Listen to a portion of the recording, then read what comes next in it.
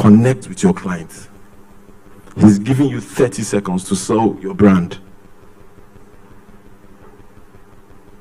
You are in a very high ticket industry.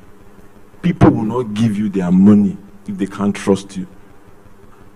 And at the moment, you are the biggest reflection of your organization. The moment you step out from that office to go and do marketing, your MD is not there with you. You are representing Silverstar. That guy is about to part his money with you in exchange for a property. That lady is about to part her funds with you in exchange for return or in exchange for passive income. That's what you are promising them. You must do your own work. You just have 30 seconds to connect with that client. I see today a lot of people want the easy way to sell. I was sharing with one of our guest speakers today. I said, 2025, I've met a lot of CEOs the past few weeks. Everybody has high expectation for this year. Everybody wants to succeed in 2025. And you want to collect people's money, you have to do your work. No free cash. You have 30 seconds to connect with that client. What are you going to do about it? You must know how to use Silverstar to connect. So today, some of you might have to go back and go and create a 30-second speech. The guy is in the elevator, he doesn't have your time. They're about to enter your car. You can't just throw flyers. I use real estate again as an example. There are about 150 real estate companies in Abuja averagely. What's the chances that they will buy from you? What's the chances? Everybody's sharing flyers on the road. What's the chances? Okay. Next, comprehend.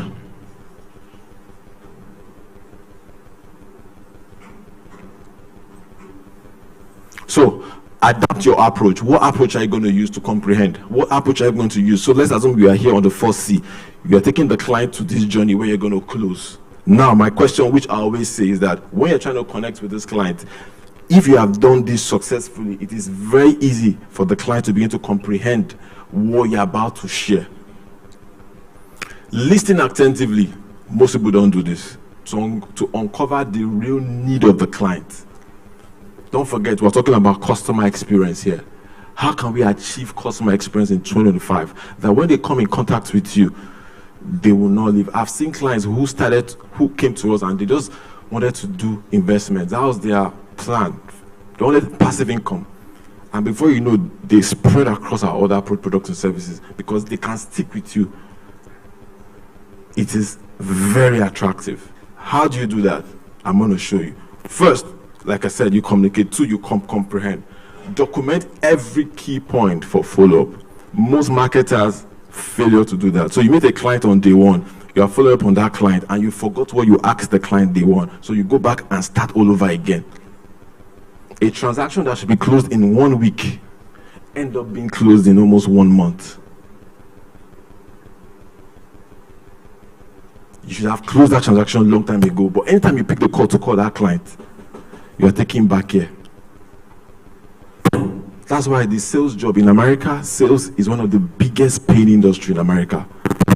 Salespeople make a lot of money. It's only here in the part of the world people think sales is segregated. Even this year, last year I made a lot of money as a salesperson. I'm a salesperson. You must begin to think what you are doing right now very serious, regardless of the subsidiary you're working with. I'll give one example in the real estate space pertaining to comprehend. Client is looking for a property to buy. What does this reveal? I learned this reveals that the client actually wants to invest. Client is looking for a property to buy. It reveals that the client wants to invest. I must comprehend that. This now gives me and creates an opportunity for me to push that client. If he's not ready to do investment in real estate, he can do investment in the coop. That's why I started with this guy. This is the guy you are selling. You must know how to sell this guy in 30 seconds. And a client who is saying, right now, I'm going, I don't have time. He says, oh, please tell me more.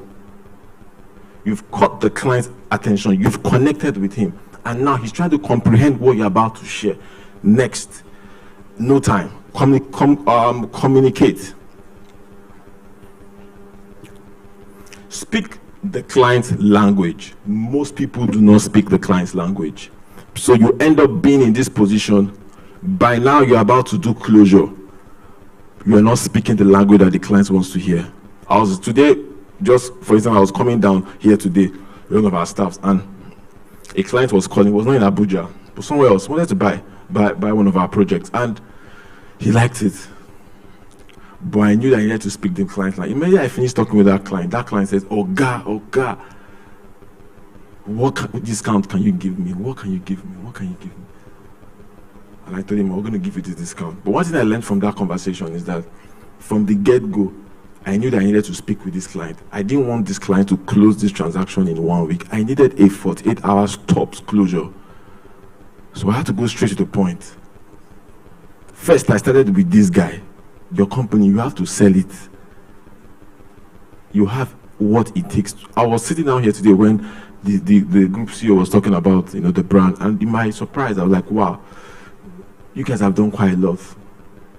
How can you amplify what has been done to close deals in the shortest possible time, that your customers will come back buying? So you must keep your client informed at every stage in communicating, and set specific expectation to your client. And then in terms of division of specific communication, which I came up here, I used the finance subsidiary as one example. One of the technical things that most people don't know when you're talking to your client is that most people don't know how to convince their client on, if you're in the investment part or the coup part, how do you convince them on the portfolio? So I'll say something which I wrote. They said, our portfolio shows 20% of year-on yield or growth. Our portfolio shows 20% on year-on yield or growth. What do I mean by that? It's like we want to see how fast can we close transactions faster, whereby we can leave a very strong, lasting